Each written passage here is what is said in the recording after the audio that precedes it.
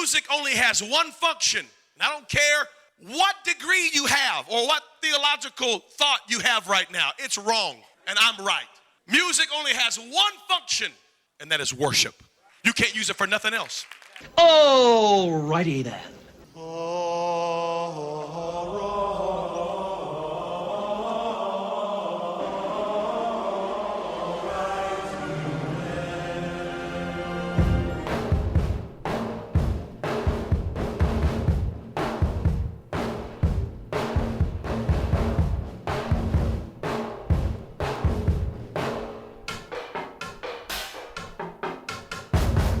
Be at the bottom of a midnight shell. Underneath, it's hard to tell. Tears from water, black from blind. I'm here now, baby, but I'm gone inside.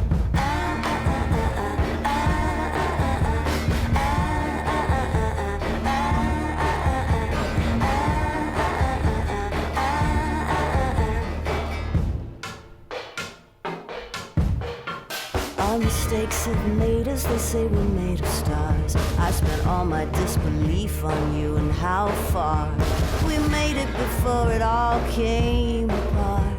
It's amazing what a girl can do with half a heart.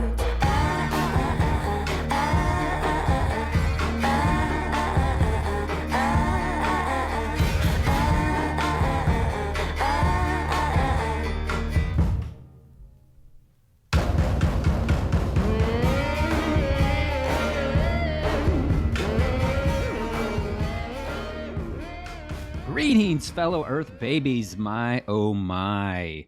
That was Sam Phillips' World on Sticks bringing us into this episode, which is an episode about Sam Phillips. My new friend, Mark Feldbush, awesome guy, and I, Jimmy James S. Butler, decided we would talk about 3 albums from a very important time in Sam Phillips' life. The Turning, The Indescribable Wow, and Cruel Inventions.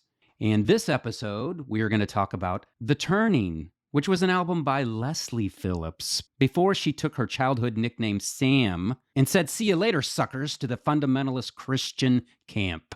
I think Mark and I bit off a little more than we can chew on this one, but we had a very lengthy conversation on these 3 albums, and I wanted to make it into at least a 2-part episode because we did a lot of talking and we covered a lot and we went through track by track. So I don't know whether that was the best decision or not, but that's the decision that ultimately I made, and that's what we got. So without further ado, sit back and enjoy the ride.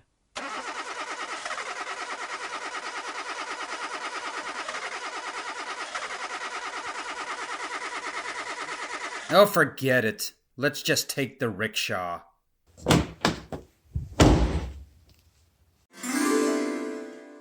Hey, Hello. how are you? Good to meet you. Good to meet you too. I'm doing okay. Hey, thanks for your time. Man, thank you. I appreciate the invitation. I really appreciate your comments, your support. Have you done something like this before? This is my first go-around doing something like Okay. this, so first Okay. time. Yeah, well, that's cool. Yeah. I hope you got a bunch of notes Actually, or in your head notes. That's good enough. I've more stuff in my head. I thought Cool. about writing stuff down, but I thought, I've been listening to this music for a long time. I've been reading about all kinds of stuff. You had been making some notes. I thought I'm just going to show up for a conversation. Yeah, that's awesome because really that's what I prefer to do. So yeah, so I did take a bunch of notes. I've listened to this music for a long time too, obviously, and I just kind of counted on you. I figured you'd listen. I figured with what I've seen you post and stuff that you were a pretty big fan. Yeah. Of Sam Phillips. And I think we're probably round about the same age. So I thought it might be good to start off with a couple questions for you. When did you first get familiar with Sam Phillips? Let's say Leslie Phillips. We're going to go chronological here. So let's start with exactly. Yeah. Yeah. It's got to be in the mid 80s. Listening to Christian radio. I grew up in the western suburbs of Chicago. WCFL was the AM Christian radio station, had been a rock station and got bought out and became Christian format. And then there was a WCRM on the FM dial that played a lot of Christian music. So those were the kind of 2 go-to stations. And it was always one of those deals where they would do the teaching programs in the morning. And Yeah. then like after lunchtime, they would break into the music, and that was the adult contemporary and pop stuff that, you know, your mom would listen to. And then Right. after 9 o'clock at nights when the rock shows would come on. Yeah. Yeah. And They'd have so these it's, little windows of music, if I remember yeah, right. Yeah. Of course, windows Chicago are, probably had the cool stations. You know, I grew up in Kansas City, and it was few and far between the yeah, stations we had like that, you know, but yeah. So the stations in Chicago, I mean, you had the square Christian music in the 80s, yeah. and then you'd have Yeah. the stations that would also throw in this really cool, unexpected stuff like WCFL would. That's where I first heard John Anderson's song "Oh How It Hits You" from the Three Mhm. Ships Christmas album. I Yeah. think it was "Oh How It Hits You." That was the closing track on the album. So, you know, in amongst Harvest and DeGarmo and Key and whatever else, here's the John Anderson track, Yeah. Yeah. right? And then WCRM was my introduction to Peter Case. Uh-huh. They Peter Case. played Yeah. Echo Wars off the first Peter Case solo album, and they also played Bruce Coburn's "Waiting for a Miracle" from that double best of album that came out in the late 80s. And so, you know, these stations would have that sort of mix of music, and of course Leslie Phillips is being played, you know, in that mix. You know, the pop stuff with "Not by Might, not by power, but by my spirit, says the Lord," Yeah. that scripture song. Was that Matthew Ward, I think, from second chapter of Acts on that one, and "Strength of My Life" that had Russ Taff duetting from Yeah. the Dancing with Danger album, and then, you know, the Black and White in a Gray World album come out after that. And, you know, so those albums and some of those songs were my introduction to Leslie's music. Yeah, that's about the same time that I had heard her music. I think I wasn't quite as drawn in at that point by her music. I mean, I liked it, but it was just a little bit more, I think, on the, you know, poppy bubblegum-ish end of Yeah. things at that point. You know, a lot of Mm-hmm. the girls I knew listened to it, and so that I kind of heard about it from that, and I liked it. Yeah, it was about the same time for me with those albums. In a black and white in a gray world, black and white in a gray world, black and white in a gray world.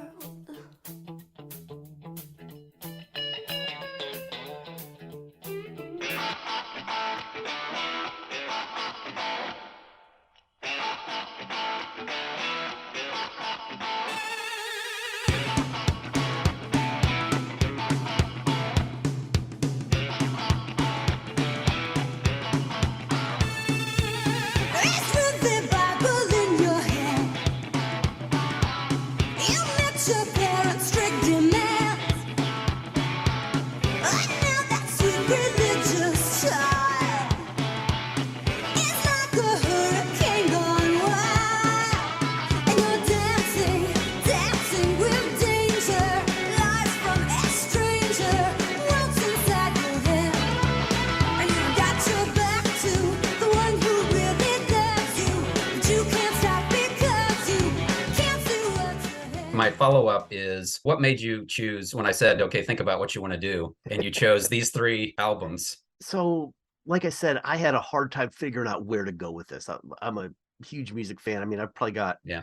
2,000 plus CDs in my collection. My, you know, streaming collection is much bigger, so the field is wide open. And I started thinking about the kinds of musicians that you've had on, and something that was kind of formative, that post-punk things kind of swirling around. And then I'm thinking, just about everybody aside from your friend, and I'm sorry I don't remember her name, but your friend that you've had on as a Jamie. co-host, Jamie. Yeah, Yeah. you've had her on, but you hadn't featured any women artists to this point. The episode that you just dropped with the Oh, yeah. Oz Kluger and Fears IRL and stuff, you know, we got a little bit of women Yeah. in those bands, but we hadn't really talked about any women in music. I thought, well, you know, let's bring some of that in. And what better artist than, you know, Leslie/Sam? And these 3 albums, I think, came out at the time, you know, my last couple of years in high school on into my first couple of years of college. I was born in 1970, graduated high school 89, graduated college in 93. So these are the albums that are coming out right in that really formative time for me. Mhm. And Yeah. we're sort of an expanding of the musical horizons in a lot of ways. Yeah, I could see the pick of those 3. Sam Phillips' work is interesting. I could see the pick of those 3 sort of grouped together. Mhm. I could also see if someone picked the Indescribable Wow and Cruel Inventions and Martinis and Bikinis as Right. a 3 pick too.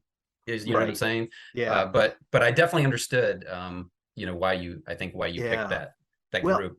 and I didn't come to Martinis and Bikinis till a little bit later, right? So by the time that's coming out, I'm early in my career, starting to go to seminary. So I'm, went to seminary to become a pastor. I'm now working as a hospital chaplain, and I train Huh. student chaplains. And so, newly married grad student, budget's a little bit tight. Where do you spend the dollars on the music that you buy? So Yep. Martinis and Bikinis came a little bit later, so I didn't know that one as well. And these three just really seem to be have a cohesive feel to them. Yeah, I Um, agree. So, do you want to say anything before we get started? Do you want to preface this with anything? We got a lot to talk about. So, yeah, we do. these albums were kind of important chronologically, I think, Yes. for her career Hmm. and the transition in her career. You can jump ahead if you have a thought on something or whatever, because I found myself jumping around when I was forming my mental Yeah. notes on different things, because a lot of the same messages, at least what I'm getting from the lyrics and stuff, are kind of from the same vein on a lot Right. of these Yeah. albums. So Chronologically makes the most sense to me. So I took some notes on like sort of before the turning, just kind of Sam's or Leslie's mhm. beginning. I don't know if you, Right. read much about that. I'm sure you know if you've been reading or researching, Yeah. but And I I did find scanned. some stuff I didn't know. Go ahead. I was just gonna say I kind of scanned through listening to those Yeah, three albums to get a I did feel for too. them leading in. So Yeah. yeah. So yeah, let's talk a little bit. What are some of those notes and things that you were coming across with So, she was touted by the Christian industry as the Christian Cyndi Lauper, which right. I never really thought of her that way when I even in I those think days. I guess I could see it, I think it's but similarity in vocal approach. yeah, yeah, I think Cindy was a lot more kind of pop, quirky pop kind of stuff. And the first couple three albums from Leslie, there's really kind of an eclectic mix, even amongst those three albums. Each one sounds a little yeah, bit different, but I think it was really more in the vocal approach yeah, to those albums than anything else.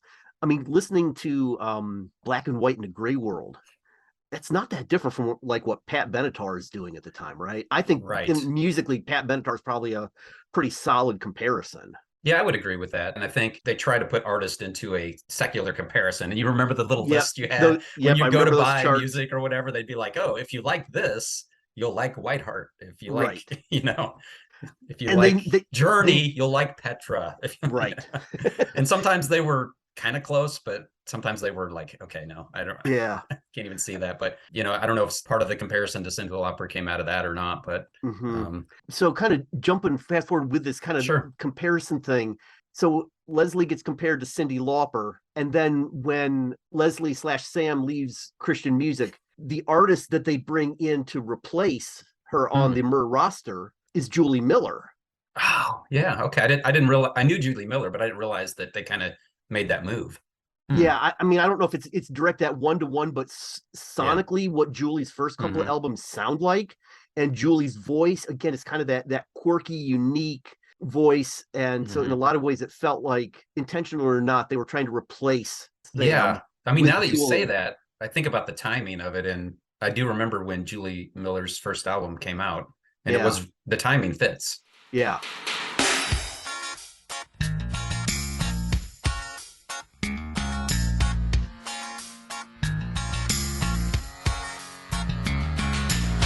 What would happen if today your life came to an end? Would it wipe your dreams away, or would they just begin? All the things that matter most to you, gonna be there when this life gets through. Are you ready? Where you are, where to go, who will you find? Do you see That was like probably 90. That's about Indescribable right. Wow I comes think out in 88. I saw Julie Miller. She opened up for the Choir and Russ Taff, Okay, and around about that year. yeah, That was her yeah, first tour, first album. yeah. So Yeah. those first albums from Julie are really cool. We could probably go off on a tangent Yeah. talking about her. Yeah. But I think my point, just kind of that comparison thing was we lost a quirky voice. Now we're going to bring in another quirky voice singer, Yeah. girl singer to kind of fill this niche. Yeah. That felt like a lot of times Christian labels were kind of trying to do something like that. Yeah, absolutely. So I have a note that at 14 years old, she began to study philosophy and fundamentalism, I saw that. which was pretty impressive. I think in some of my reading, it said that her father was an agnostic and her Mhm. mother was a Presbyterian, I think. Presbyterian, yeah. Yeah. And I just thought it was really interesting that at age 14, she was studying philosophy and fundamental religion. It's kind of shows her depth, even Mhm. at that age. I was probably having a few deep thoughts at that age, but I don't know. Certainly not starting to read philosophy at 14. I was not. No, I was not. So, and then at 18 is when she signed to the label Myrrh. And Mhm. I have a quote, but I'm not sure I should read it because it's sort of a look back from her. Go ahead. It's, I'm it curious. says, I wanted to write about spirituality. I thought the church would be a good place to do that. I was very wrong. A little harsh, but Well, yeah, I understand why she said that. Yeah. ideally, the church is the place where we can talk about spirituality as long as it conforms with what the people in the church are wanting to hear. I mean, we'll talk about the turning in the song Expectations in a Yep. little bit, but Yeah. that's I think that song like that comes out of the frustration of not being able to authentically grow and to be able to ask and say the kinds of things. As we get to the turning, there's a sense of lyrical growth that Yeah. happens there that just is so different from the earlier albums. So I don't want to jump too far ahead with that. With the early albums and her early recording, I think one of her first vocal performances that gets recorded is actually doing backing vocals for Mark Hurd. Yeah, she did backing vocals for Mark Hurd, a number of other people too. I forget Yeah. the other ones, but I do remember. Yeah, you're Yeah. right. And then on the Beyond Saturday Night album, she's recording covering Mark Hurd with Heart of Hearts. Oh, that's right. So I mean, So pretty sophisticated choice of song there, and she's already starting to form some of those musical relationships that are going to bear fruit in a lot of ways on down the road. it says she began writing songs as a teenager to cope with her parents' divorce. And I had a note, began as a backup singer for Mark Hurd and Okay, Randy Stonehill. Stonehill, yeah. And I said at the end of my podcast I just dropped with Paz Kluger and Fears, Mhm. I said that there's probably a lot of people that don't think they've heard Sam Phillips, but they probably have. Yeah, Because she did the music for Gilmore Girls, right. a show called Bunheads, which wasn't quite as known, but then The Mhm. Marvelous Mrs. Maisel, she did Yep. music for that. Those were all created by Amy Sherman Palladino, who Mhm. obviously chose her. I think it said she chose Carole King first for the Gilmore Girls, and she didn't want to do it. Yeah. So then Sam Phillips, and she's become pretty well known for that. You can even go to YouTube. There's a bunch of them, they call them la la songs, where she's doing la la. Mhm. La la la la la la la la. La la la la la la la la. La la la la la la la la la la la la.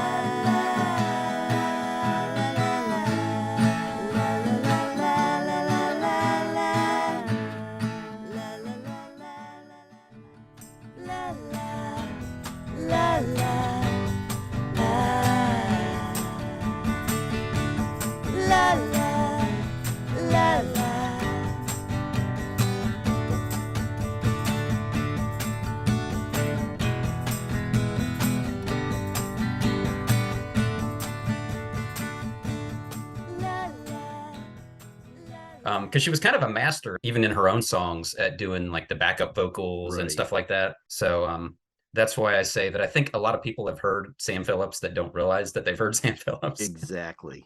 I don't know if I have any more pre the turning notes. Yeah. From the listen, the quick kind of scan I did of those first three albums, I was surprised at how much I liked some of the songs with Dancing with Danger. And I think a lot of times my perception going back to Dancing with Danger was skewed by that song, Powder Room Politics. Hmm. Which is kind of song of women in the bathroom putting on lipstick and comparing themselves, and it's a self-esteem, and it's a good message, but it just, compared to a lot of the other songs, it felt like it diminished the rest of the album.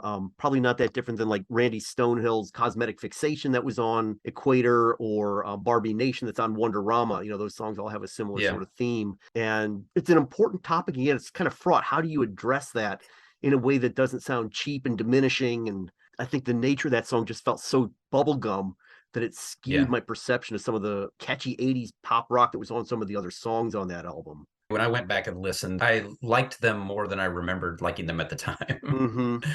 But they were Yeah. definitely different than Yeah. the turning, for Yeah. sure. Yeah. We can jump into the turning. And I had a thought that popped up that I didn't have in my notes because this is the first album produced by T-Bone Burnett. Right. Mhm. And I think it would be easy to think that he's the reason why this is so much different and sort of elevated, but I think that wouldn't be accurate. I think a lot of it had to do with Leslie Phillips and her input into this. I don't know. What do you think? Yeah, no, actually, I would say you're right on that. Somewhere along the way, I came across a radio special from '87 when The Turning came out. Jerry Hauser Oh, wow. talks with Leslie, and they play some of the songs. And towards the end of that interview, that was one of the things he's asking is about T-Bone's influence. And she said, yeah, I went back and listened to those albums and, liked the sound and the feel of what he was doing, but he was helping me to execute kind of the vision that she had for those songs. He ends up playing guitar all over The Turning, and she Yeah. loves the sound and the feel of that, but, she's kind of given some of the direction to that. So it's probably a both and, but it's certainly not as much of T-Bone putting his hand on the scale, if you will, and kind of, I'm going to mold this artist in my own image.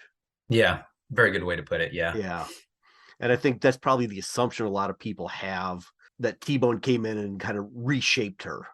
Yeah. And at least by her Right, own right. words, that wasn't the case. Yeah, I can see that in the music and stuff too. And I guess if you're really familiar with her work, you can hear her music post T-Bone Burnett, where she's producing and everything. And I don't know, her music seems to get better and better. Yeah. Well, better and better. That's maybe better's not a good word.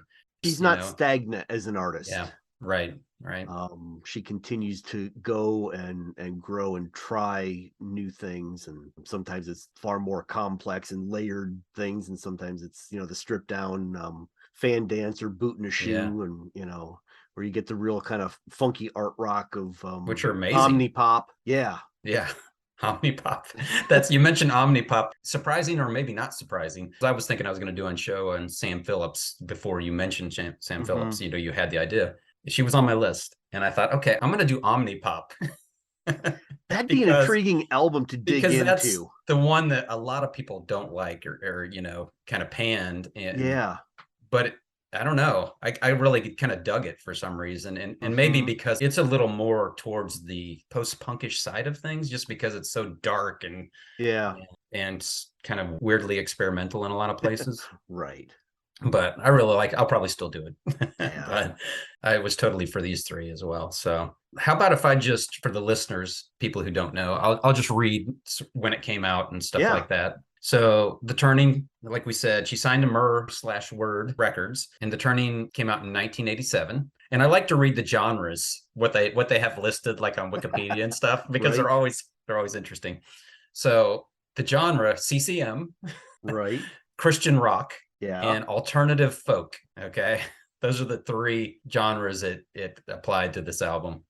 So it was recorded at Sunset Sound Factory in Los Angeles, Mama Joe's in Hollywood, and Capitol Studios in Hollywood. Oh wait, Eagle Audio in Fort Worth, Texas. Part of it was done there too. Yeah. So there's 10 tracks. I think there's 10 tracks on all of these three. I believe so. Yeah. And for those who don't know, at least at this point in time, Leslie liked the 35 to 40-minute albums. Like they're all like really short, little short tracks. So this one's 35:01. So, and as we said, first album produced by T-Bone Burnett. It has Leslie credited with vocals, harmony vocals, synthesizers, and drum programming. I have a list of some of the other notable people on the record. I don't know if you looked at that at all. I just took a few notes of people that there's a big list of names. Yes. But Peter Case is on this record. I didn't realize that he was in a band called The Nerves. Yep. And they recorded a song, Hanging on the Telephone, which Blondie later did. Right. And then the Plimsouls. I knew his name and I knew the Plimsouls, but I didn't put the two together. Yeah. So I thought that was pretty cool. And then Tony O'Kay. Yep. Who I knew of. Did you have Tony O'Kay's music back in the day? Yep. The two that were on What Records are really what I know the most. Me too. Romeo Unchained and Notes from the Lost Civilization. Yeah. Killer album. I don't know if you've heard the recent interview that John Thompson did with Tonio on the True Tunes podcast, but that's gold. 2 hours of conversation and music, and it's worth the 2 hours to listen. No, I was actually going to ask you if you listened to the True Tunes podcast and if you've heard it, because I think I got an email yesterday or maybe the day before that it dropped. So I was like, Yeah. oh, good timing. It's Tony Okay. Yeah. Yeah, it's on my list to go listen to. Those who don't know who Tony Okay is, he was a solo artist, sort of on the Christian fringe, I guess, mid to late 80s. He And came in the mid 80s. He had a history before that in the general market with Right. Life in the Food Chain and America. And there was, I think La Bamba might have been the third one. He was a member of the Crickets, Buddy Holly's band, towards I the didn't end know. of the run I of their didn't. career. Okay, I didn't know that. Yep. Huh. So he's got this history in general market music. And as Tom Willett was doing A&R for Word Records, they had a bunch of these folks like Tonio and Mark Hurd, who does the Ideola Project, and Yeah. some of those others that they formed What Records to be able to put out some of that music. So Tonio kind of, I think, gets backed into the Christian music rather than that being the place where he starts his career. Yeah, that sounds right. I had a couple notes. He was in a surf punk or excuse me, let me get this right. Surf funk psychedelic punk band called the Rakes. You know who the Rakes are? Rakes, I think it was Rakes Progress. Rakes Progress. That's right. Yeah, Rakes. Sorry, Rakes Progress is the name of the band. Other than hearing him talk about it in that podcast with John Thompson, I was not really familiar with Rakes Progress. Yeah, they have a song called Sewer Rat Love Chant. 1966. Yeah. So that's as I was taking these notes. Okay, one more thing for me to go listen to. I got to go check it out at some point. But and for me, that's one of the ways I discover artists. I was familiar with Leslie from hearing her on Christian radio. The Turning comes out. I'm starting to read stuff in some of the Christian music publications produced by T-Bone Burnett. Who's this? Oh, Tony Okay's on this. T-Bone produced some of Tonio's stuff. And then you start seeing this cross pollination of these artists. Oh, well, gee, let me check this out. This is interesting. Let me find out who's this. Oh, Peter Case is in this mix. And I've heard, this other song from Peter Case. Let me check that out. When I went to college, my freshman year, there's a record store a couple miles from campus, and I would frequent their cutout bin, and Peter Case's solo album, his first album, was in that cutout bin. And then you start going down that rabbit trail of this artist plays here and they play on that album. Pretty soon the musical world just keeps expanding. Yeah, that was back in the good old days of scouring liner notes. Yeah. I know that person. That was in exactly. Yeah, I loved it. Yes. I miss it. I miss it. Now it's Wikipedia rabbit holes. Right. Which are okay too, I guess. But it's okay, but not quite the same thing. Not quite the same as having that tangible thing and yeah. waiting for it to come out, buying it, scouring it, And then of course on this album, T-Bone Burnett, real name Joseph Henry Burnett III, who a lot of people probably don't realize they've heard a lot of T-Bone Burnett either. Right. So he's done a lot of movie stuff. He's done Oh Brother, Where Art Thou, Walk the Line. Yeah. And he's helped start a number of careers. Counting Crows, Los Lobos, Sam Phillips. Yeah. So around about the same time, 1987, he came out with the Talking Animals. That's an amazing album. I love it. Yeah. I got I was aware of that album, and then probably in early college years, again, finding that in the cutout bin is the way a poor college student can add to their library instead of having to pay full price. That's what I did. Yeah. The Talking Animals is an amazing album. I think I found that one because surprisingly the title track was on MTV. Okay. Around about that time. And I was like, it was kind of interesting that they had it on there, but that's how I found it and became acquainted with it. And that album, I think Bono's on that album, right? And so is Michael Bean. Yep. I think Michael Bean, I think Robbie Robertson from the band is on that. And then Tonio is also on that album. Yeah, that's an amazing album. So, I need to pull that back out. Yep. Was this the first album you got in this trilogy? Was The Turning? Probably so. I was going to school at a denominational college in Maryland, and I remember going down to Tower Records downtown DC and finding The Turning on vinyl. So you were looking for it? it was scouring again the cutout bins, right? Gotcha. And whatever shows up. So that's how I acquired it for the first time. But man, what I heard or how I got stuff, clearly hearing the songs, played on Christian radio. I went to college, and the guy I worked at the campus radio station, which was a classical format, but the program director had an eclectic music taste, and so he introduces me to Alpha Band, which was T-Bone's band that came out of the Rolling Thunder Review. And so he gave me a cassette that had Best of the Alpha Band and Best of T-Bone Burnett, and then had the Indescribable Wow on that. So this was a dubbed tape that had a bunch of that music. So these are all, within a couple of years. There's another guy that works at the radio station that had the CD of The Turning that I had borrowed. And I think he also had the CD copy of Recollections, which was the best of that came out after The Turning, that I think kind of filled out her record contract with Murr. And, so I'm hearing all of those. And that's kind of the way I was starting to acquire some of those albums from my library. How about you? Well, those were the days when I went by the covers a lot, like the album cover. And sometimes that didn't turn out so well. But, a lot of times you could, okay, that looks like it's pretty cool. I think I'm probably going to like that. And I've heard some of her other music, and I think I might have even had a cassette of Black and White World or one of her other ones. But I was just kind of like, it's okay.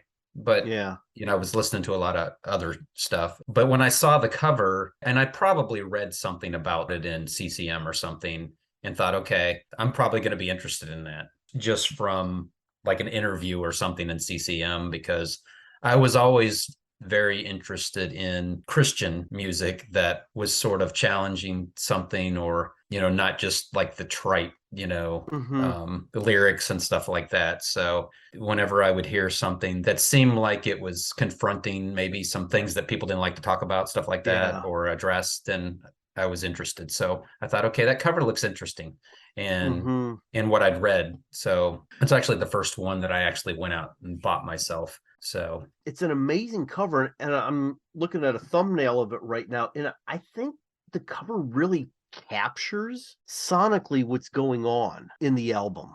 Dancing with Danger and Black and White in a Gray World are both color photos. You see her full on kind of brighter pictures, and sonically those two albums are really kind of bright and catchy. And this, the Turning is sort of a blurry gray and black and white silhouette, looks like down on an ocean somewhere. Maybe she's dancing and her head's kind of turned, and it has that sense of motion that goes with the turning. And the darker tones of the cover, I think, really kind of capture the darker tones in the music. So even, I think you're right, visually, it's telling us there's something different coming with this album than anything we've heard from Leslie previously.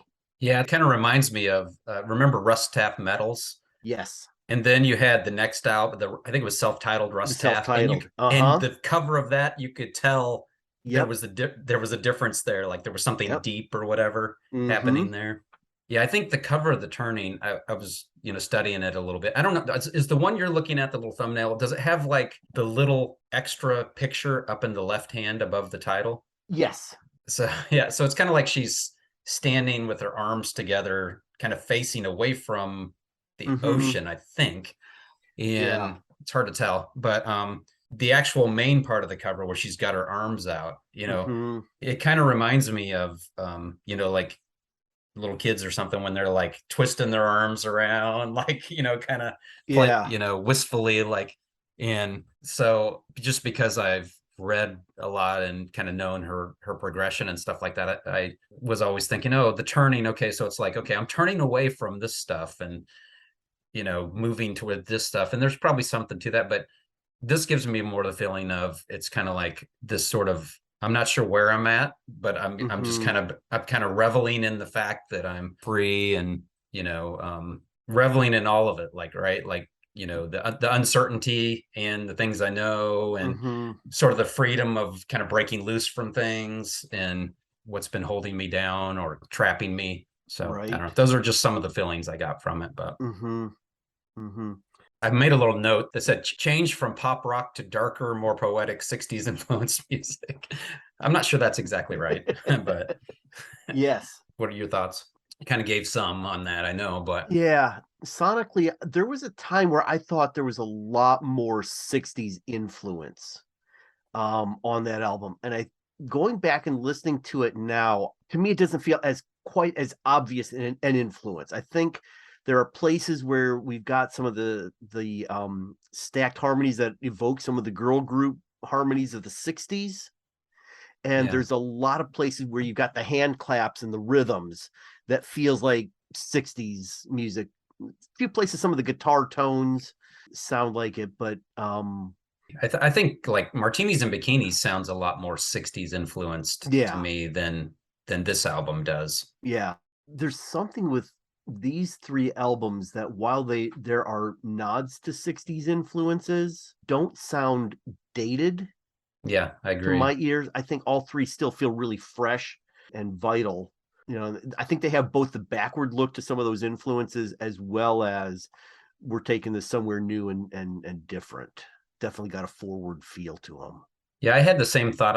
As regarding the timelessness of them. I think I made a note later on, but kind of along those same lines. Like I was listening back to these, and I was like, these would fit in today. I mean, they're like Yeah. musically, they're not really dated. I mean, you could probably pick a song here and there. It's like, okay, that sounds kind of like it belongs in the late '80s, early '90s, or Mm-hmm. whatever. But overall, I think they aren't trapped in that time. This one starts off with the T-Bone Burnett song, Mm-hmm. River of Love. And I actually had the cassette. I don't remember the name of it. It's simply titled, I think, T-Bone Burnett. It's a Oh, that's right. I self-titled think you're right. album. May have come out either just before or just after. I picked up that album again from the cutout bin when I was in college. I don't think I knew that T-Bone had recorded. Reading the liner notes, I probably knew that he had written River of Love, and I was really surprised to put that solo album of T-Bone's on and to hear his version of River of Love in contrast with Leslie's version. Yeah, same for me. I heard this version first, Leslie's version. Mm-hmm. And then I found that cassette at like a dollar bin at Yeah. this weird Christian bookstore in Kansas City. It was, Oh, when I say weird, it was this guy, like he would collect really mm-hmm. old Christian books, like sell them for a lot of money. But he was in a house. It was just like in a house in here in Yeah. Kansas City, like in a really old neighborhood. And he had like a music section, and he had all these cassettes, for like 50 cents or a dollar. And so, he had the 77s and Ping Pong Over the Abyss. That's where I got that. Mm-hmm. First heard of that. And that's where I found this T-Bone Burnett and put it on. I was like, oh, I know that song. Yeah. So Yeah. yeah, That's very a great different album. on Yeah. his album. There's a river of love that runs through all times. There's a river of grief that floods through our lives. It starts when a heart is broken. The story about that T-Bone album, when I was in college, I came home from that radio station where I was working from a Sunday night shift, probably 10 o'clock at night, maybe it's 11 o'clock after my shift's over, come back into my dorm room, and my roommate's already gone to bed. And so I wanted something to listen to kind of wind down. And as I'm going to sleep, so I pop in this T-Bone Burnett, acoustic, kind of country-ish, laid back. And of course, T-Bone's got this really kind of nasal voice. Mm-hmm. And my roommate had sung in kind of some, classically oriented choirs, was kind of trained more as a vocalist. So I put on this tape, and my roommate wakes up out of his sleep, pauses for a moment, listens to T-Bone singing, and goes, "What in the world is he doing to his voice?" That's great. I've heard a lot of time, like the music I listen to, I've heard a lot of criticisms of vocalists. Yeah. I remember somebody jumping all over Michael Biehn I think when I first started my job, I was playing a cassette of The Call, and they were like, his voice is horrible. Yeah. And yet for that T-Bone album, that voice is perfect for the plaintive wailing country-ish Appalachian Southern, country that T-Bone's playing on that. Yeah, it's part of the whole. It's like another Yeah. instrument, and it's Yeah. same for Michael Bean, right? And really, Right. really same for Leslie Phillips. Mm-hmm. Her voice is like It's another another part instrument in of the the mix. ensemble. Yeah. Exactly. Yeah. You take away all T-Bone's input in these albums, you lose something. You take away her voice and her input, like you lose just something just as big, I Right. think. You can't just throw any singer into this and it's going to be as good as it is. Mm-hmm. But Mm-hmm. so we have that one. I don't know. I don't have any other thoughts on that one I've necessarily, always but appreciated the lyric, particularly like the opening verse. There's a river of love that runs through all time. There's a river of grief that floods through our lives. Starts when a heart is broken into by the thief of belief in anything that's true, but there's a river of love that runs through all time. Now, the opening track of her previous album, I think, was the title track, Black and White in a Gray World, which is I'm black and white in a gray world. And now we're talking yeah, about this grief that runs yeah, through our lives. Holy cow. Not only is the cover saying there's something different, lyrically, the choice of this song is setting a tone. yeah, And then you get to the chorus and it says, I had to run before I knew how to crawl. hmm And if that doesn't talk about, I think, connecting with like a song like Expectations, that comes a little bit later, that there is this sense of a lot of times in church culture, we've got the answers all figured out. And there's this sort of, we got to go back to square one. I was running. Now I got to go back and start all over and figure out how to crawl as I'm dealing with these experiences of grief and turning and transition. This album is really, I think, an album of transition. And I think the turning gets us at that sense sonically, lyrically, clearly for her career, in a little while. But those were some of the lines in this song that I think really set the album up in an amazing way. I had to run before I knew how to crawl. First step was hard, but I've had trouble with them all. Now the night grows darker and the day grows dim, 'cause I know I never will see you again, and I almost made you happy. There's a river of love that runs through all times, but there's a river of fire that burns with no. Yeah, I agree. I think you're absolutely right. And I think it was really interesting. I remember going back and listening and okay, that song Black and White in a Gray World. I was like, wait a minute, like moving from the turning on, like you're pretty much singing completely about the opposite of that. Right.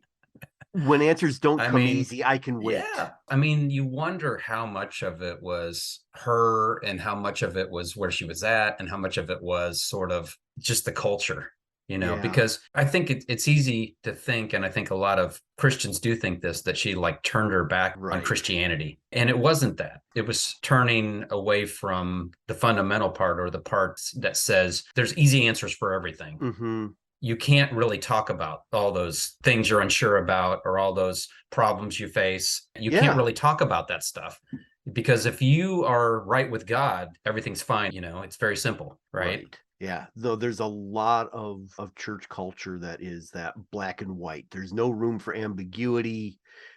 We've got the answers all figured out, and I think that quote that you shared earlier of I wanted to write about spirituality and I thought I could do that in the church, but I couldn't, is indicative of, the sense of spirituality that she's singing about, whether it's through this choice of River of Love and the grief that, T-Bone pens here, or some of the other songs that come through this album. It's a profoundly spiritual album, even if it doesn't fit the norms of the altar call kinds of songs that probably a lot of people were accustomed to Christian artists at that time doing in their songs and in their concerts.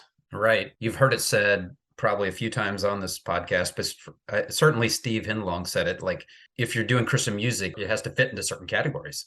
Right. It has to be for edification, or or it has to Mm-hmm. be reaching out to to save people and stuff like that. And it's a tool. Right. Chris Taylor said the same thing. They wanted to use me as a tool. Right. you know, and you're kind of limited on, what you're allowed to do to achieve Yeah. that in your music. And so I think this is actually a great way to open this album. Yeah, I agree. And using art as a tool, and in this case, a lot of times evangelization, get my my tongue wrapped around that word, converting people, winning souls, whatever, I think comes from a particular theological perspective. There's a lot of American church culture that is very transactional in their understanding of who God is, and as I've worked in the hospital and hear families struggling with things, well, what did I do that God is punishing me? Right. Yeah. And evangelism is really not art. Music is not a tool of evangelism as much as it is an expression of one person's experience or encounter with the sacred. And it is much more, I think, about looking rather than a theology of transaction. I think a lot of artists are coming from a place of a theology of relationship and encounter. Right. And the expectation of the church is if you don't have the right JPMs in a song, Jesus per minute, right? Mm-hmm. Yep. Then, you somehow lost your way. It sort of pushes a lot of people out of the Christian music scene, as we've seen time and time again. All right. So Love Is Not Lost. Yeah.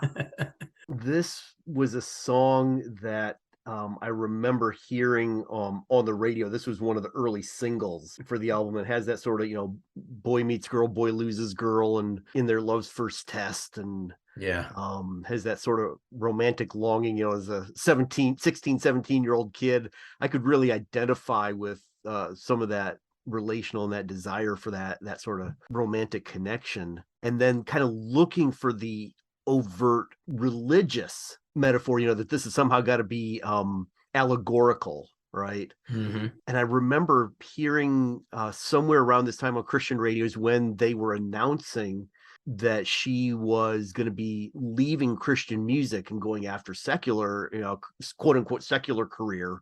Right. And just sort of feeling this sense of loss and heartbreak that this artist that I've really appreciated, who's just put out this amazing album, is now leaving the fold. And I remember having this imagined conversation with her using the lyrics of this song, but love is not lost. Stay, don't turn your back, don't go. Love is not lost. Yeah, right. Yeah. I'm kind of embarrassed to say that, but that's the 16, 17-year-old kid. That's some of the thoughts that were going through my head hearing this song. Yeah. This is one of those songs that really has that 60s pop vibe to it. Yeah, this definitely sounds, and I remember hearing it on the radio too at the time. It definitely has a, radio single sound to it. Yeah, one of those songs that still puts has a warm spot in my heart when I hear it. It just I thought there was some really great little guitar sounds and things in this song that T-Bone added that really turned the song into something that I think it wouldn't have been without those. Like the little interludes between the lyrics, he has that little guitar thing. So I thought that was pretty cool. I meet you,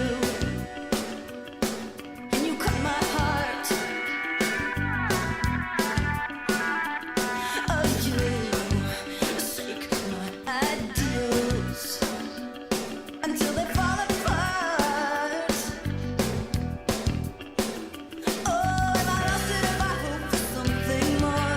The feeling fatalistic pain, and if true love never did exist, how could we know its name? Love is not lost, it's not a lost cause. Oh, love is not lost, it's not a lost cause. Oh, love is not lost, it's not a lost cause. Oh, love is not lost, it's not a lost cause. I feel like this is maybe the one song on here that could have fit in on her previous albums too. It's a little bit different, but I think maybe it could have fit in. It sounds a little more poppy to me. Yeah.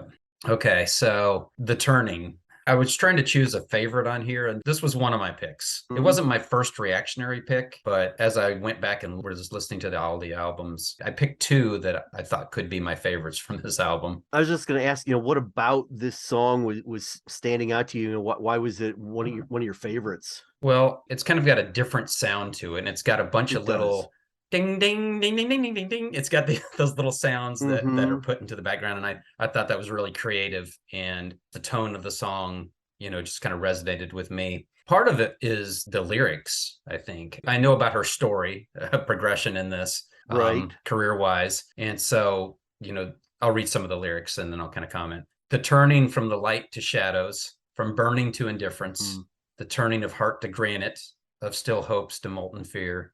And when it turns on me, don't let it turn me.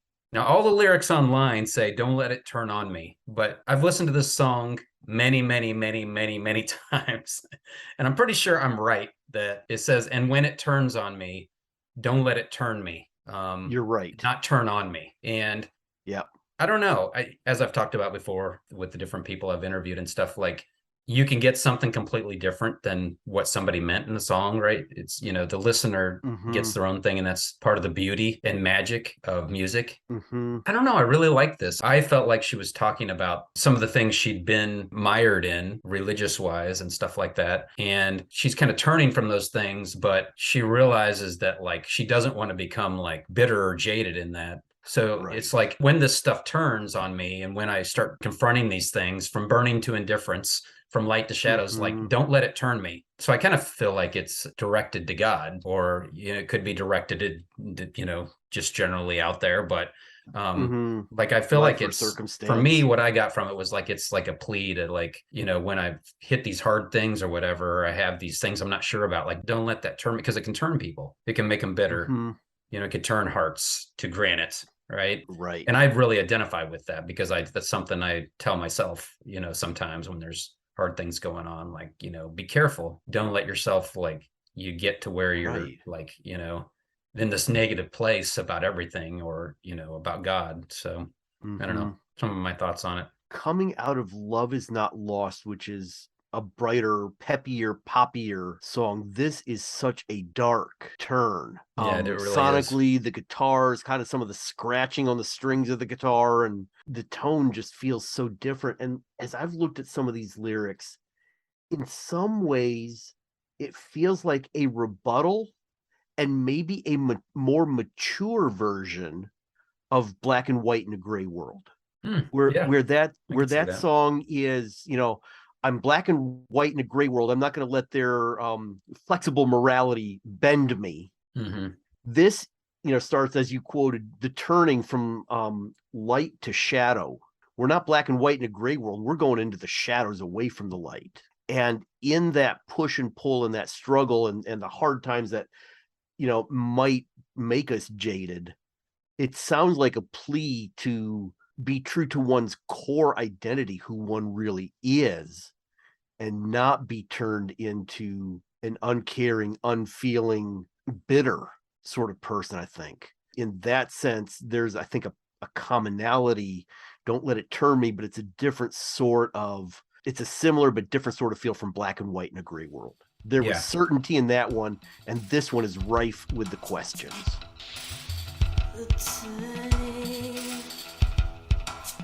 From light to shadow, from burning to indifference, a turning of heart to granite, of steel hopes to molten fear. Oh, and when it turns on me, don't let it turn me. And when it turns on me, don't let it turn me. And when it turns on me, don't let it turn me. And when it turns on me, don't.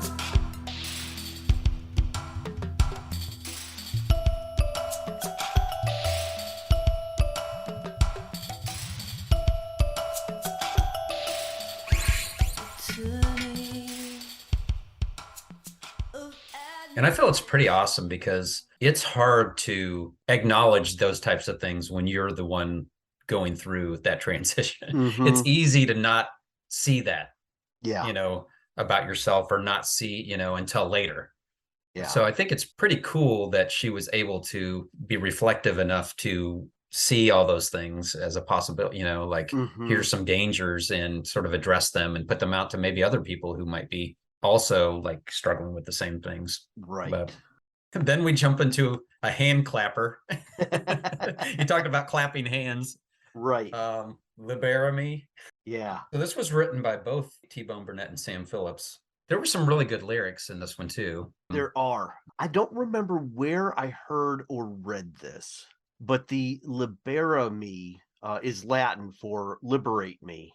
And it shows up in a lot of like choral music, like requiems. Mm-hmm. And I had read somewhere that she heard this in Andrew Lloyd Webber's Requiem that Sarah Brightman sings on that album. And so Cool. she took that lyric and wrote this. And so as I have done Google search for Libera Me, that shows up in a lot of different requiems. So apparently that's a standard part of that requiem mass. And it's this sense of longing and liberation. The second verse, I'm so afraid if I keep hoping that there will come a day when my heart is open, that you will walk away like you were never there. I don't know all the truth from the lying. This is the chorus. I don't know all the truth from the lying, but I know that I need you because I'm dying from being held by hell in a cell of blinding fear. Oh my gosh. Liberate me from this cell Yeah. of blinding fear, right?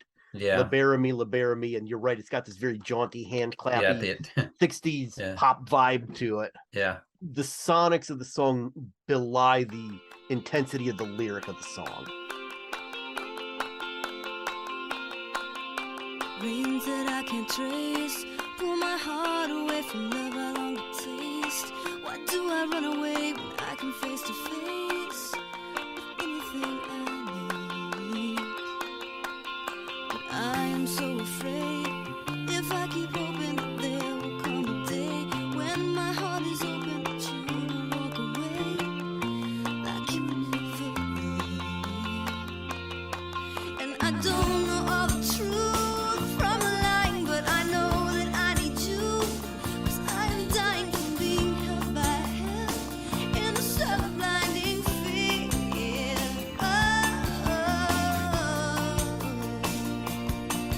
Libera, libera, libera me from this dark dream to the light stream. Libera, libera, libera me from this blue soul living half whole. Libera, libera, libera. And as we're going to see with the next song, it's kind of bouncing back and forth between upbeat and like a little more somber, like dark. Yeah. Because the next Yeah, one is yeah. Carry You. I don't know if you're familiar with a folk singer named Brooks Williams.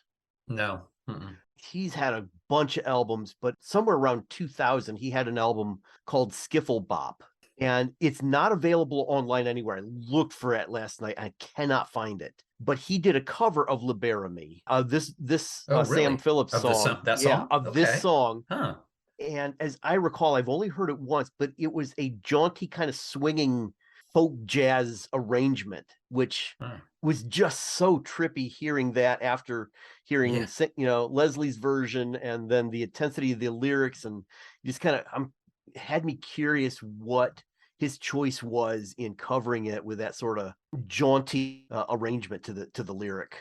I have searched 6 Ways from Sunday. It will say, hear it on Spotify, hear it on Apple Music, and every time I click that link, it says not available in your country.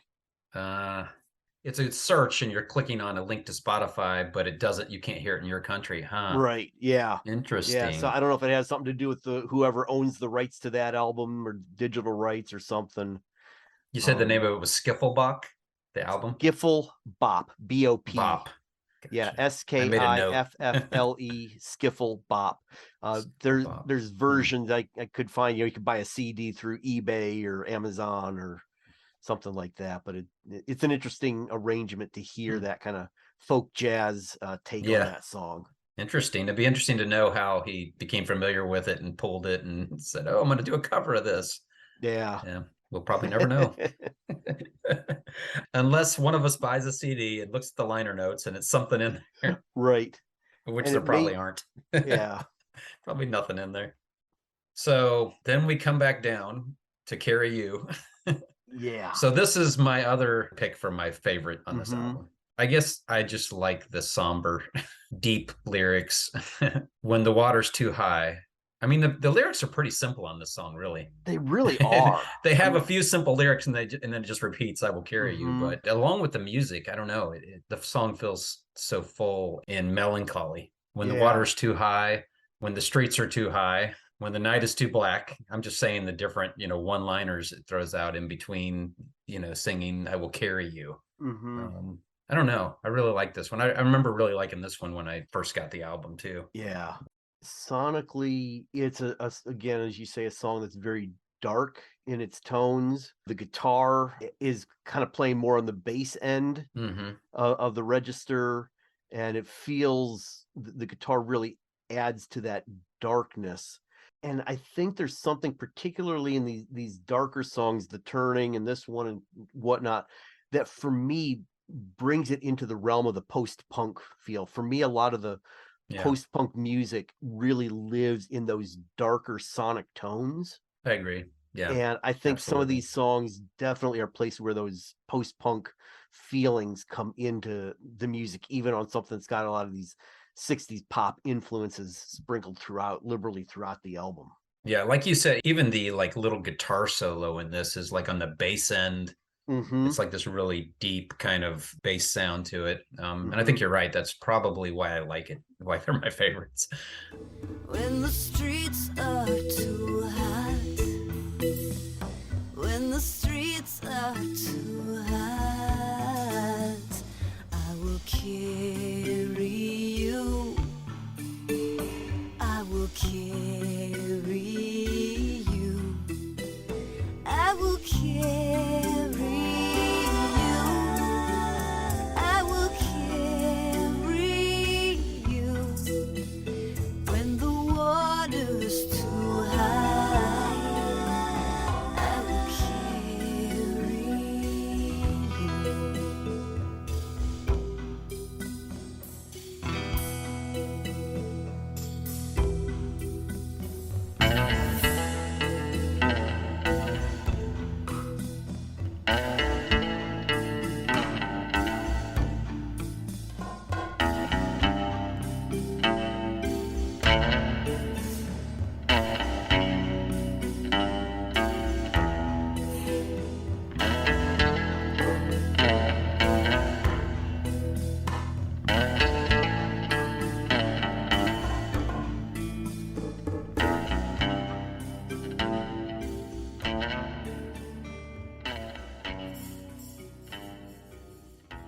Throughout all these songs, like those little sounds and stuff that T-Bone is adding, whether it's through Leslie Phillips directing him or whatever, or saying, "Here's what I want to hear," or him, it's probably a combination of the two, right? They just take this Right. every song to a whole different level. So, Beating Heart. I dig this song. There's an energy, there's an urgency to this song. How long have I got before days become legend? How long have I got till this dream of life becomes heaven, of life passed too fast? It's hard to know. It won't last forever. How long have I got before passion gives up its fire? And I think sonically, the music is got very much a driving feel to it. It does, yeah. And then, the chorus, who can hear my beating heart pounding so, wanting more? Who can hear my beating heart pounding on the door? Yeah, I love it. I love that part where she sings "Pounding on the Door." What do you think this song means? I really think it is that sense of the fleetingness of life. A person wrestling with their mortality, and that we're not going to be here forever. We've got a limited time given to us, and that question comes up over and over. How long have I got until? How long have I got until? That's I think a lot of that urgency. I don't know is that it's necessarily someone who's trying to. It's one of those. I got to do everything. I've got to achieve, but it's someone who's really kind of coming to grips with their own mortality. How long have I got to answer the higher calling? And how long have I got to walk the line without falling? Oh, I need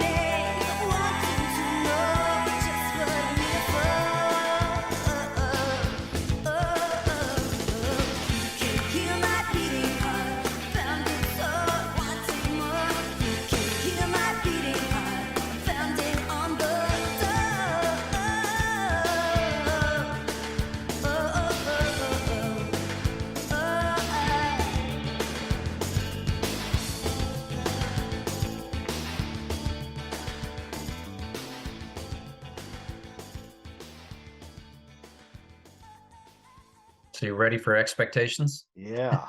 I know you got something to say about expectations. Is this the most blatant lyrically referring back to the religious aspect or the fundamental aspect? What do you think? This is, at least reading these lyrics with 2020 hindsight, it really feels like a very angst expression of her frustrations with the confines of the American Christian subculture and what was expected of her within that culture. I mean, the opening lyric that gets repeated twice, you lock me up with your expectations. Yeah.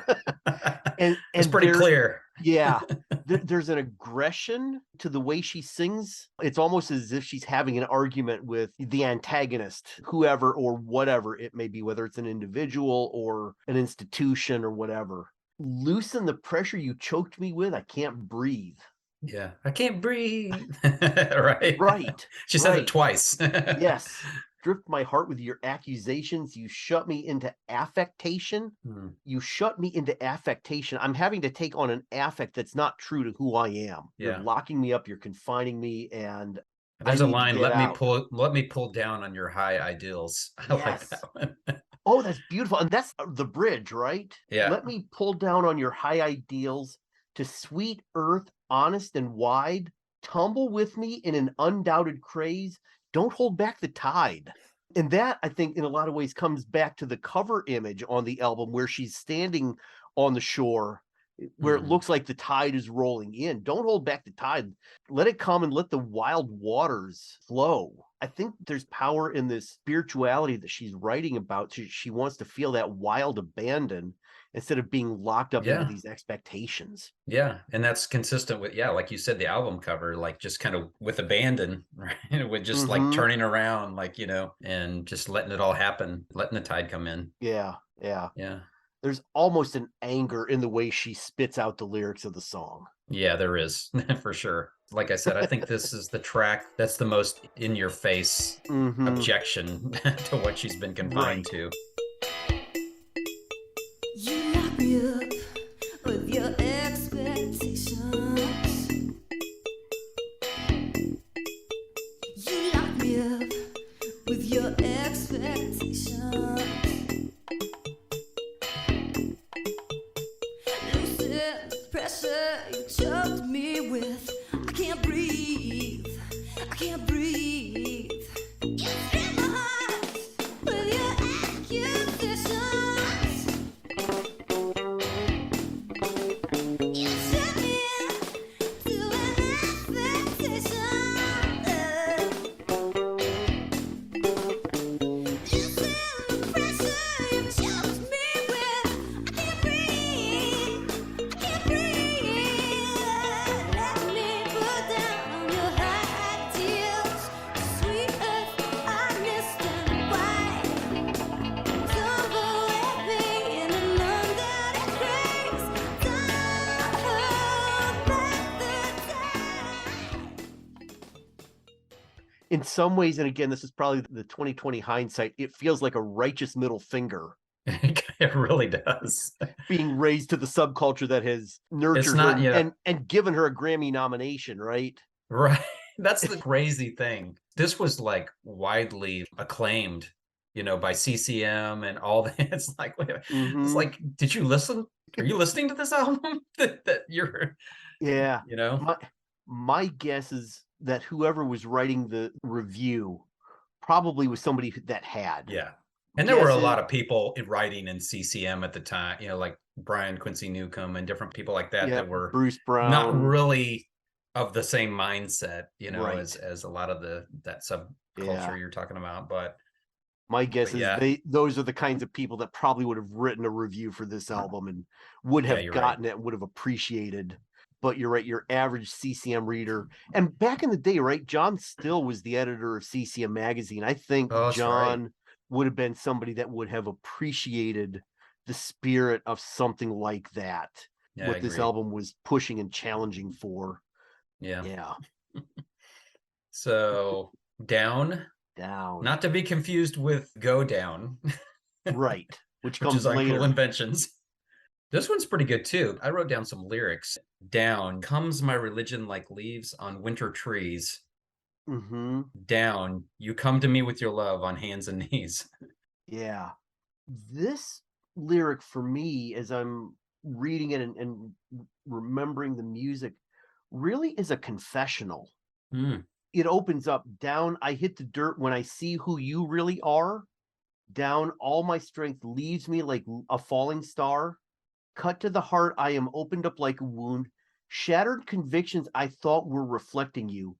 Cut to the heart, I am opened up like a wound. Shattered convictions I thought were reflecting you. All of these convictions that I've had and were hmm probably writing about in previous albums, again, kind of using that lens that she leaves this subculture down the road. This really feels like a conviction that whatever her sense of God or the divine is, that these past things that she was locked into those expectations, hmm right? It's all been a sham. And I think she's really trying to get a sense of a deeper, more authentic sort of connection with God as she understands God.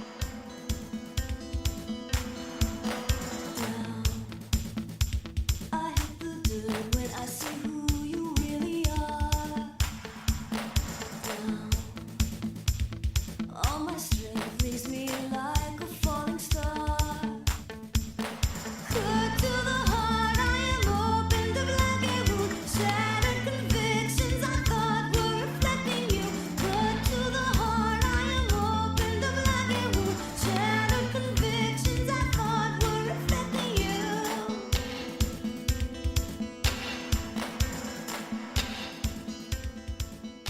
And I really like this down comes my religion like leaves on winter trees, Yeah, because the leaves come back, right? So right. it's like, it's not a death, right? It's just sort of what happens, and then it makes room for new growth. I mean, that's part of the life cycle of trees, right?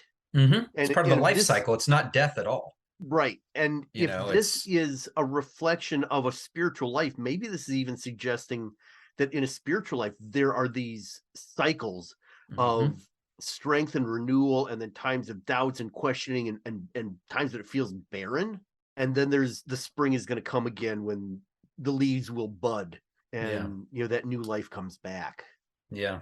And there's growth, and there's so growth. yeah. Yeah. This again is Wow, another one of that's those great. dark sonic Yeah, tones in this song that really matches the feel of the lyric. yeah. I like this one a lot. hmm So the album closes out with God is watching you. Actually, you're skipping over one. Oh, am I? Answers Oh, don't come answers don't easy. come easy. Yeah, sorry about that. Yeah, I did. One of the things I've really appreciated in this song at a lot of different points in my life was that I don't have to know the answers. When answers don't come easy, I can wait. That the chorus that tell me what to do with this beating heart while I bleed alone tonight. There's this sense of whatever is going on, or for the protagonist in this song, there's a sense of loss and brokenness and unknowing. And when those answers don't come easy, I don't have to know right now. I'll wait. And maybe this ties in with what we were just talking about, those leaves that have hmm fallen off the tree, and I can wait until something new comes. I don't know if it's as overt as that, but it certainly feels like there's a lyrical tie-in between the two songs through that regard. Tell me what to do with this beating heart while I bleed alone tonight. And it's alright if you don't say a word or make it all work right. Oh, and I can wait. It's enough to know you can hear me now. Oh, I can wait. It's enough to feel so near you now. And when answers don't come easy,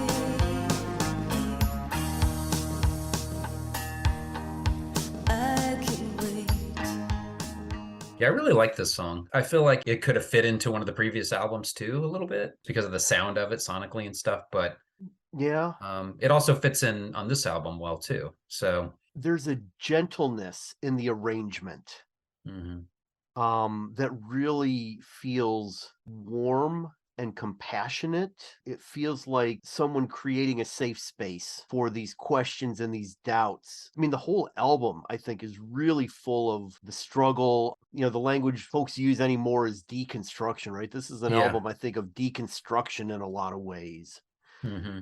And in the midst of that, in the midst of a spirituality that's growing and changing and not stagnant, Mm-hmm. when answers don't come easy. Yeah, I Okay. think it fits very well in the deconstruction camp. And especially I really like, this is off the top of my head. I'm not looking at the lyrics, Yeah. but she says, it's enough to know you're near me now. Yes. That's the lyric, Yep. right? So there's this uncertainty, like I don't have the answers, but there's also an affirmation, Right. like that I'm going to go Right. ahead and say it's God, you're near me Yeah. now. And so I'm sure the deconstruction for people looks different for each person, Mm-hmm. but I think there's a lot of misunderstanding of deconstruction too. Like a lot of Right. people automatically see it, oh, you're just totally turning your back on God and everything else. And I think there's a lot of it that's like I'm just questioning a lot of these things that were maybe religion based and things like that. But I still feel close to God, and maybe I feel closer because I don't Mm-hmm. have all those answers. And that Right. makes God like a lot bigger, a Right. lot higher Yeah. when you believe in God, but you're like, I don't have all the answers. If you have all the answers, you're a little bit closer to God in your own mind, Right. But I'm black and white in a gray world. yeah, Right. That's the attitude of that lyric in the previous album. yeah, And this is a person whose certainty in that black and white worldview is now shattered. And yeah, I don't know what's next, but when answers don't come easy, it's enough to know that you are near me, you can hear me.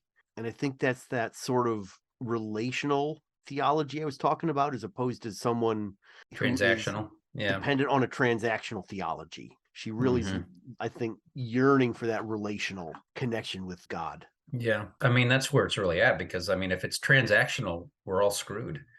Right. I mean, Yeah. if you're going to be honest about it, right? So, Right. okay. Now God is watching you. God is watching you, Mark. Yeah. What's your thought or what's your feeling on this song, Jimmy James? You know what? I'm going to bring up the lyrics if that's cool. Yeah. So, I really like the lyrics. It's just a bunch of, different examples of when God is watching you. And some of them are times you'd want God to be watching you, and some are times you'd be embarrassed to have God Maybe watch. not. But it's basically God's watching you at all times. I can read through a few, I guess. Let's see. Yeah. So when you wake up in the night, God is watching you. When you're dancing in the light, God is watching you. When you don't need to use force, God is watching you. When you don't ever feel remorse, God is watching you. And so, it's a bunch of lines like that, which I love. I think the music for me a little bit slightly on the boring side, but that's probably just because of what I like. Yeah. It's not a song. It's not like I listen to it and hate it. I Right. like it because I like the lyrics. I think the Yeah. lyrics make it for me, Yeah. hearing the lyrics. But yeah, what do you think? This song and River of Love, I think, are sonic bookends. Yeah, They're both that's acoustic. true. Yeah. Acoustic guitar. Basically, both songs are acoustic guitar and vocals. Mm-hmm. They don't have the rest of the instrumentation. So I've often thought of them as sort of the opener, the closer, kind of counterparts to one another. And I have times where I like the song and times I'm not really sure. There's this sense of God is watching you, kind of like you better watch out, you better not cry, you better not pout, I'm telling you why, Santa Claus is coming to town. Right. He sees you when you're sleeping, he knows Yeah. when you're awake, he knows if Yeah. you've been bad or good, so be good for goodness sake. And that's that transactional theology I was talking about. And I think with that sort of lens, do I want God watching me all the time? Yeah. Yeah. Right. And knowing that T-Bone is one of the co-writers on this song, I don't necessarily think it's as simplistic or as transactional as that. I think it's a simple reminder of a life lived under the gaze of God.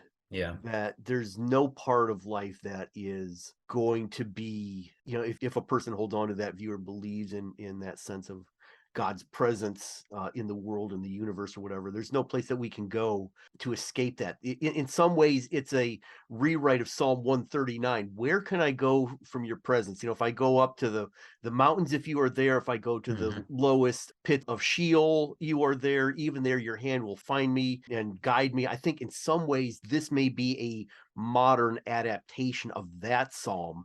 And reading it in that perspective, that's that sort of relational theological perspective on God. And I feel better about the song that way. It's those moments when I hear it in that sort of transactional, oh, you better watch out. Better watch. Yeah.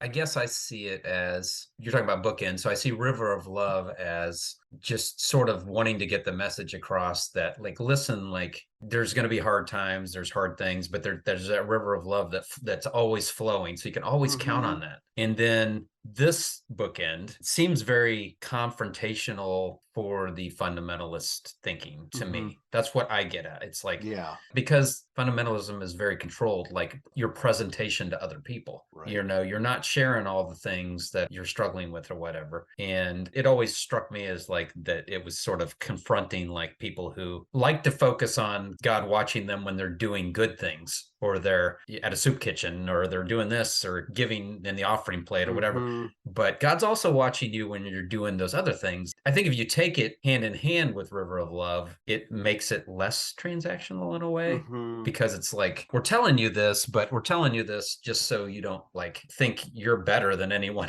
But I also get what you're saying too. And I think that's, maybe it's part of our, our culture we grew up in and stuff too. Like that transactional thing, we kind of are pretty sensitive to when we see the transactional things happening, I think. That makes us very uneasy and, kind of a turnoff. But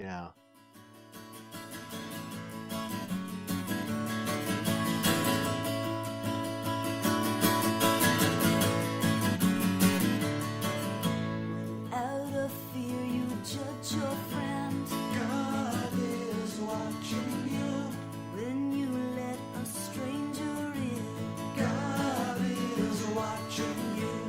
When you always have to win, God is watching you. When love requires that you give in, God is watching you.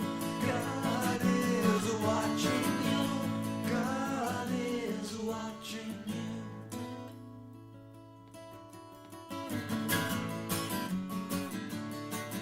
I think because T-Bone and Sam Leslie are the authors of this song, I'm willing to dig deeper. If they were not the authors of this song, it'd be easier for me to dismiss it and write it just off. write it off. Yeah. Yeah. I hear you. Like I said, I like it okay. I would never be like, oh man, I can't wait to go listen to God is Watching You. I'm gonna go find it on Right. Yeah. But So I was pulling up the lyric for Answers Don't Come Easy, because you said you were going to ask, I think, favorite song on the album. I think I'm going to say When Answers Don't Come Easy is probably my favorite track. The last verse is, mind's eye can only see so far, and reason can only guess, but knowing you see more than what meets the eye helps me see through my helplessness. And that's the last verse of the song. And then we go into God is Watching You. That to me, I think, gives a different sense of God is watching you. Even while it may feel a little pedantic, it, I think, is, with that lyric, is a reminder that God sees more than what meets the eye. And it's less watching to see what you're doing wrong or right or whatever. It's more like protection watching. Right. Like, watching over, God watching over us. It's less of the gotcha. Yeah, and you're right. It, like, that line from that song does, I mean, if you look at it as like that's the end of that song and it goes into that does change sort of the perspective on it. Knowing you see more than what meets the eye helps me see through my helplessness. Wow. Yeah, that's awesome.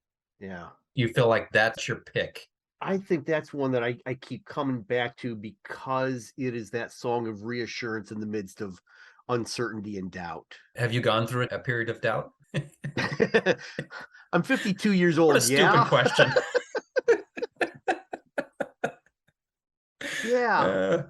Doubts about different things and wonderings and questions. But wait a minute, you went to seminary and you're a chaplain.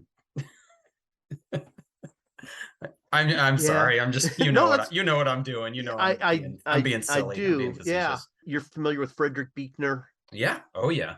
Right. Yeah. So in Wishful Thinking, Buechner says that's his theological ABC. And under his entry on doubt, he says whether you believe there is a God or whether you don't, you're either kidding yourself or asleep if you don't have any questions. He says Yeah. doubt is the ants in the Absolutely. pants of faith that keeps it awake and moving. And I Yeah. think there's something in the That's doubt awesome. that really reflects an active, engaged faith life rather than an apathetic, I'm just giving up and screw it, I'm done. Yeah. Those are the kind of people I like to talk to, the people that have had doubts or read, I'm trying to think, shoot, why does his name escape me right now? The Ragamuffin Gospel. Have you read that? Brennan Manning. Yes. Yes. Yeah.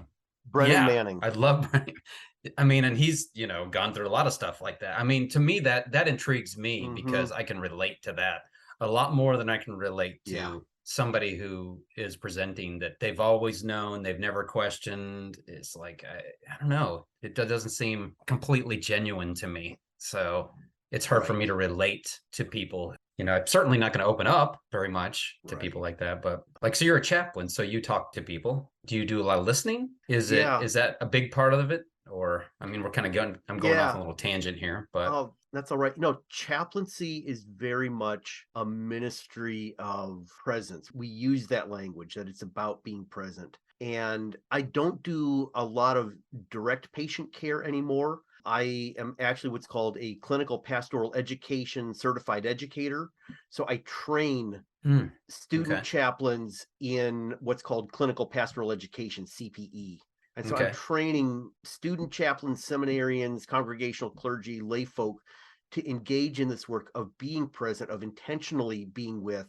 And a song like Answers Don't Come Easy has really been formative also, I think, in the work that I do, because we encounter stuff where answers don't come easy when family members, are there at the bedside. I'm in a pediatric hospital. So we've got, at the beginning stages of life with sick kids or kids who are injured or killed in a car accident, and supporting grieving families, and, helping my students who are used to coming out of transactional theological perspectives and wrestling with, where the hell was God when this happened? Right. Yeah. And learning that often it's the being present and listening rather than having easy answers.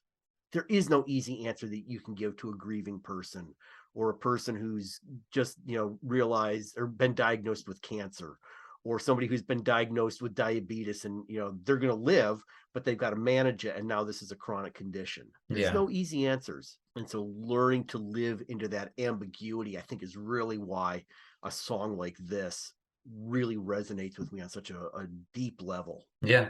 I get it. People that are in those situations you talked about, they don't want the trite answer, he's in a better place or, all things work together for good. So this happening is good. It's like, right. Yeah. Screw you.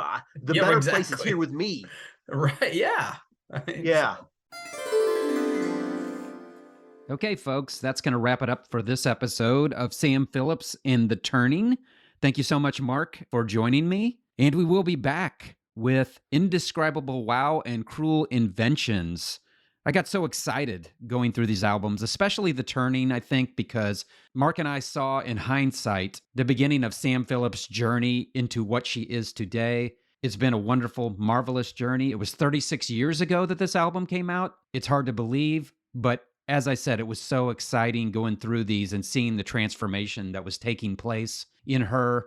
And I dare say, looking back, I've been reflecting on this, and I think she probably made the most dramatic exit from the Christian contemporary music scene and has produced the highest quality of material after leaving of anyone that I can think of. So please join us for the next episode. I believe we're going to combine the Indescribable Wow and Cruel Inventions into that one episode. If at all possible, that's what I'm going to do, because we don't want this to get out of hand here. But we did do a lot of talking and we covered a lot. So that's something to look forward to for fans of Sam Phillips and just I think people who enjoy deep thought in general, because she was a deep thinker, and Mark and I really tried to pick this apart and understand where she was at that time and what she was writing about and singing about.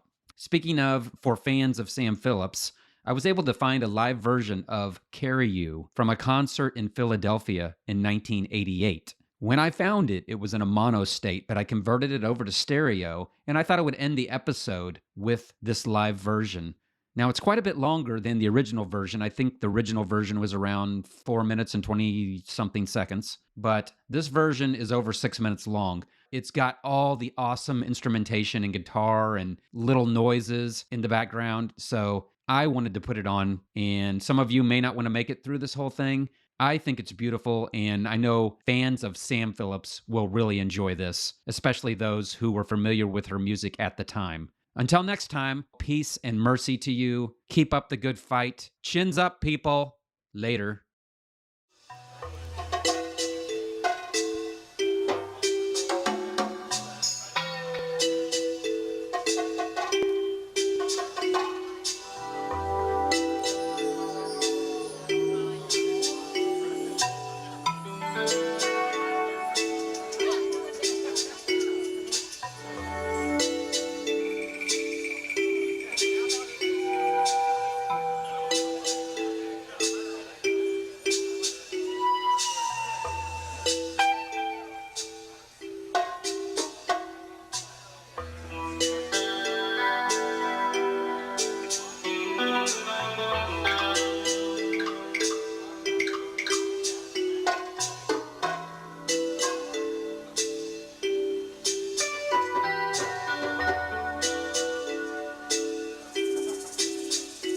When the water's too high, when the water's too high, you carry you. I will carry you. When the streets are too